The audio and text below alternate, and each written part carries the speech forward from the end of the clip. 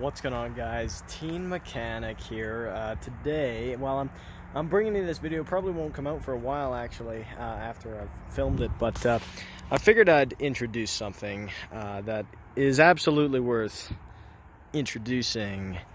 Yeah, okay.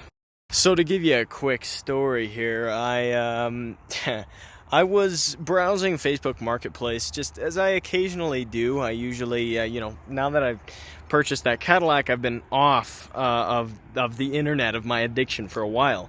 But it kind of started back up again, so I went on Facebook Marketplace and I saw this, which had been listed 3 hours ago at the time. 3 hours before I saw it, and it was listed as a 1987 Chevy R10 Suburban. This is a 1987 Chevy R10 Suburban, and it was listed for $1,000. Yeah, these don't sell for $1,000. These don't sell for a junkyard might even give you 800 bucks. Like these don't sell for $1,000. So I knew that I wasn't going to be getting it. I knew that, hey, no. My luck, there's no chance I'm getting this. Someone is going to scoop it up because I don't have a driver's license yet. I can't just go out and buy my own stuff. I have to wait for people to wrap up their stuff and do their thing. And don't get me wrong, I'm not taking it for granted. I recognize exactly what I've got. But, I've missed out on quite a few deals because I don't have a driver's license. In this case, however, I messaged the guy on Facebook. I got his phone number. I messaged him on text, and I said, I'd love to come see it. When can I come see it today? And they said when. I said noon. So anyway, I showed up, and he showed me how many people messaged him. It took him 6 scrolls to get to the bottom of the list. And I wouldn't be surprised if 75 or 100 people messaged him on this thing. It was pure luck is all this was. So anyway, I said, what's your bottom line?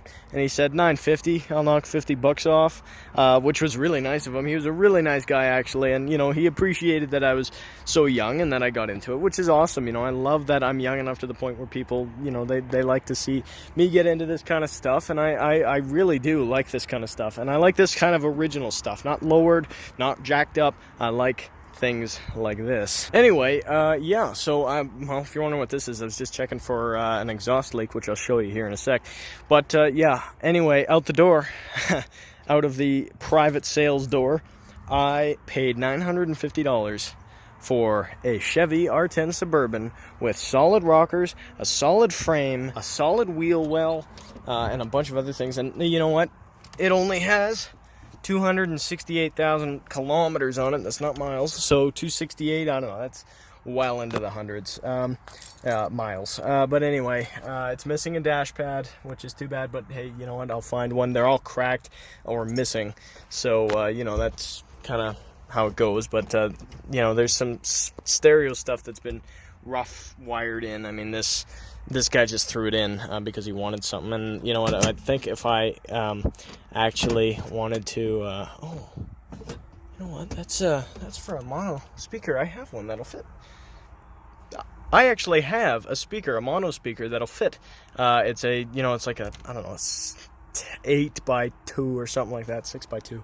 Anyway, and that'll fit right there. Anyway, let's go ahead and fire this thing up real quick.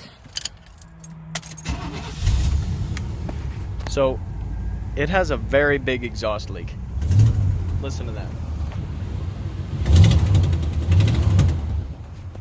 It sounds like a rod knock when you're driving. So yeah, it's got a very, very big exhaust leak. I drove it home, actually, on these tires and everything like that. These tires are pretty rough. But I drove it home, and it drove well, but it sure sounded like rods were knocking. And also, I would say probably needs some rear brakes. They're drums. I think it needs some rear ones. Now, here's the tailgate. I'll show you. This thing comes right on down. Now, there's no window in it. There's no window right there. So I thought, hey, can you roll it up? He said, yeah, you can if it had a window. Now, yeah, so what happened is the window smashed, and there's even some pieces left inside this door. So I took the key out and I stuck it in here, and I listened, and I only did it for like a half sec, and the regulator worked. So I thought, okay, I'll just throw a window in it. Now, it didn't have a window. I was quite worried about how hard it would be to find a window, because, you know, I don't know, I thought either I'm paying thousands of dollars or I'm not going to be able to find one at all. So anyway, last night I looked on certain junkyard websites to see if they had any, and there was one 1987 R10 Suburban. I lucked out like crazy. I found an R10 Suburban, one in the in Alberta, one of them. And guess what? Just so happened it had a rear window, so I stole it. I got it for 39 bucks, and unfortunately it's missing the bracketry in there, so I have to go back and get the bracketry from it. But that was hard to get that tailgate open, actually, because the window was in it, and the tailgate was up. So when the tailgate's up, it's about this high, and the window was up to about here, so it was mostly rolled up. So I had to actually, I had to climb inside. There was mouse crap, there was mold, there was old, it was disgusting. So I had to climb in there, and I didn't even have a mask, so I put my shirt over my nose. It was awful, and I know I shouldn't do that, but I had to. So anyway, I crawled in, I folded down the seat, and I got it to, I unbolted the window, rolled it down, and then I had to yank both the rods and then get out of it. I climbed in through that rear door in the junkyard, came around, and I was able to pull the tailgate down like this. So I pulled it down. It didn't have a panel on it like this. In fact, this one comes right off, and that door was already out. So I was very lucky to be able to grab that. So that's one thing crossed off the list. But now the motor is actually broken. The motor just doesn't do anything. It does. It's like moves about that far and then just stops. So it's done. They're pretty darn pricey. They're like 150 bucks even on Rock Auto to get a rear. Actually, the Chevy Caprice wagons use the same regulator, so I'm going to get one of those. I think it's 130 bucks, but they're still incredibly pricey. Now, this thing, yes, it's got a 350. It's got an LS1. I think that's what it is, an LS1. Of course, it's not carbureted, if you know anything about these, which most of you probably do. I'm not a Chevy guy. I'm not a Chevy guy at all. I'm a Ford guy. But, you know, I know a little bit. I don't know a whole lot. But anyway, 5.7. It's a 350, as you can see. And it's TBI, which is pretty cool. Because I sure hate carburetors now. But anyway, that exhaust leak, check that out. Right in there. See if you can see it. That bolt isn't even bolted in. So I pray. Now, actually, there is no bolt in the very end of either of these headers. Now, there are headers on it. The guy put headers on it. Or maybe the previous owner before him put headers on it for some reason, as you can see. I don't like that idea. I really don't like it at all. But you know, I'm not about to go buy some manifolds and downpipes for it. So I'm leaving the headers on as long as I can get them fixed.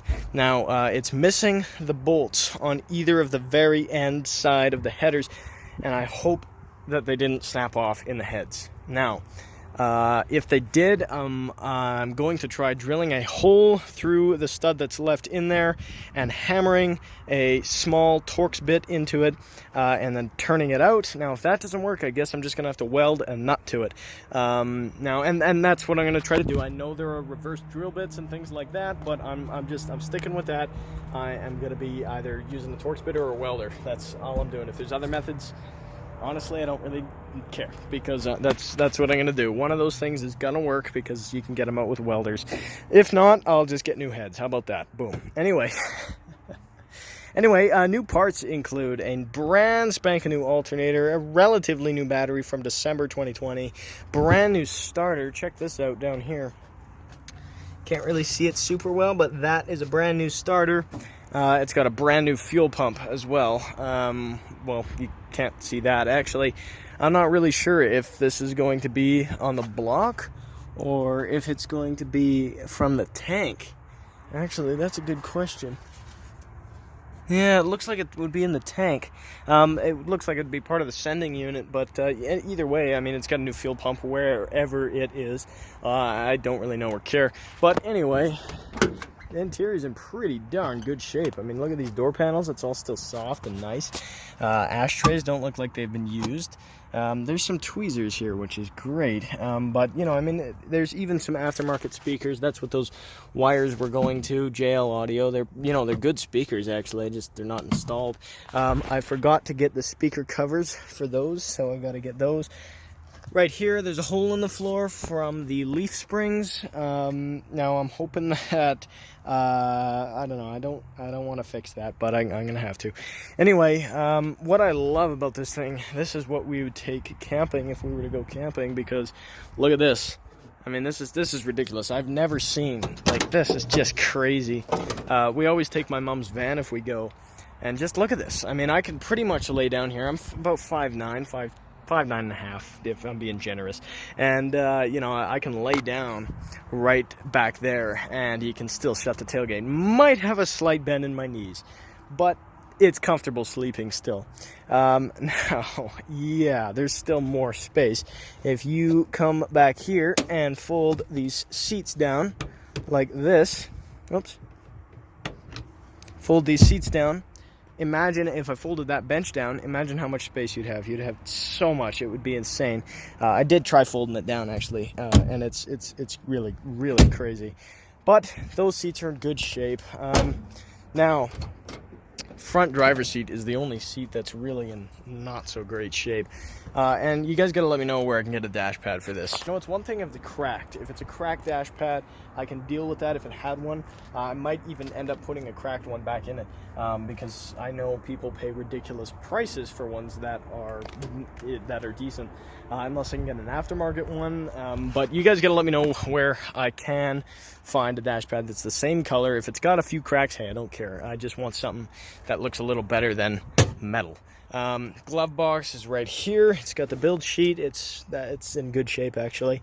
Yeah, no, this is really an awesome car. Now, like I said, I'm not a Chevy guy at all. I haven't owned a real Chevy. My first one was a Pontiac Grand Prix. That's a Pontiac, and it really doesn't count. Yeah, it's got a bulletproof 3800 in it, but I mean, that doesn't really count. So I've never really owned a real Chevy. I mean, the Cadillac is a whole other thing. This is a real Chevy. It's got a 5.7, the 350. I think it's an LS1. Honestly, I don't know my LSs, but I'm pretty sure the 5.7 is the LS1. Anyway, I mean, you guys got to let me know. Anything I don't know, anything that might be cool, let me know. Hey, I mean, like, this is my first real one, and boy, it's massive. Like, it really is, and I sure love it. I drove it home, and it was awesome. This thing here is probably about the same length as the Cadillac. Which is crazy because it's got 4 doors and you can lay down in the back of it. But I love driving long vehicles. I always have. I've driven a really long Ford Excursion limo, which is pretty cool. And you know, I've always loved driving long things. So this is really my cup of tea, and it's massive. I love it. Anyway, it has no AC compressor. Because it was deleted, so I went to the junkyard and I got all the brackets for it. Turns out I'm still missing a couple brackets, so that's one thing. Anyway, aside from that, it needs a new windshield. Yeah, I don't know. Let me know something I should know. Anything that I should know, you gotta let me know, because I'm really interested to hear all about these things. I know that C10 and what was it? C10 and K10 were before this thing. C10 2-wheel, K10 4-wheel, and then in '87, I think that was the cutoff, where it was R10 and V10 for 2-wheel, 4-wheel. But that's it. That's really all I know about this thing, and it's got a 350. Don't know what kind of transmission it's got. Don't know, never knew, and won't unless you let me know.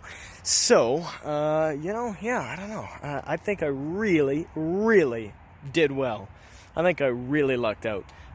This is crazy, actually. I really think I lucked out on this one, like crazy lucked out. Now the wheel well, not rusted out. I think I mentioned that already, and you know, this is going to be fun for driving around and stuff like that. Aside from that, I think I'm going to get out of here, actually. I just wanted to show it to you, just wanted to introduce it, put it on my channel, and there's going to be some stuff on this, believe me. but one comes in, one goes out. So yeah, don't worry, the blue Cadillac, the Eldorado, that won't be touched. LTD doesn't run. It's for sale, but it doesn't run, and I'm not sure if I'm selling it yet. Might. Just got lifters in the mail for it today. And also, the silver Cadillac is for sale as well, but it's leaking a gallon of oil a day. It's leaking a few drops of transmission fluid, and that's actually about it, but it needs a new coolant reservoir, and the gas cap light won't turn off, so it's got an evap leak that isn't the gas cap. But no check engine light, which is weird. Anyway, that's for sale. I'm asking $1,900, seeing what happens. Anyway, that is probably the one that's gonna go, unfortunately. This thing needs quite a bit of work, but hey, maybe this is the one I end up driving. It's two-wheel drive, which is an issue for Canada.